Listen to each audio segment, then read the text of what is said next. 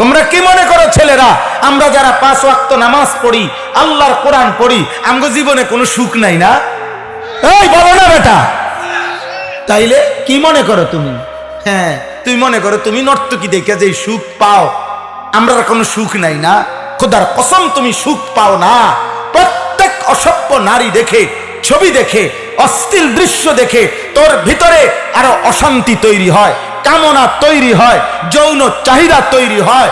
সামনে যা পায় কুত্তার মতো মনটা চায় সব ছিঁড়া ফেলতে, কিন্তু পূরণ হয় না, চাহিদা শেষ হয় না। কিন্তু ইমানদারের চাহিদা আল্লাহ তাআলা পবিত্র স্ত্রীর মাধ্যমে, পবিত্র হালাল টাকার মাধ্যমে ঠিকই পূরণ করে দেয়। সিনেমার নর্তকী দেখে তুমি লাভ কি? তুমি ধরতে নি হারে, সুইটাও তো পারতা না, ধরতেও তো পারতা না। তুমি যাও না হ্যাঁ ওর বাড়ির কাছে, 5 লাথি দিব তোমার। তুমি যাও না, হ্যাঁ যাইবা না, তুমি যাও না। কোন নর্তকীর বাড়ির সামনে গিয়া জানাও না হ্যাঁ হের যে গেটের দারোয়ান রে, যে আমি উনারে এই পরিমাণ পছন্দ করি, আজ যা 3 বছর আমার শরীর শেষ করে লাইছি, চাইতে চাইতে বলি, হ্যাঁ আমার শরীর ক্ষয় করে লাইছি, আমার জীবনও নাই আর যৌবনও নাই, আমার শরীরও আর কোনো বল নাই, এই নর্তকী চাইতে চাইতে এবারে কও আমার লোক দেখা করতে।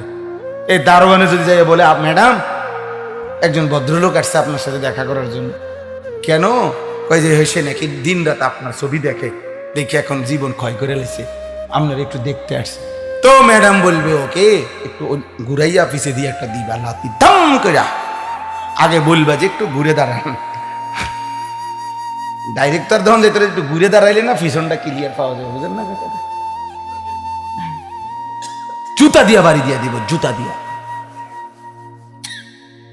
ছি ছি ছি ছি, আল্লাহ আমাদেরকে হেফাজত করে। একটা ছেলে ফিরে আসো, নবী সাল্লাল্লাহু আলাইহি ওয়াসাল্লামের 23 বছরের আমানত নামাজ।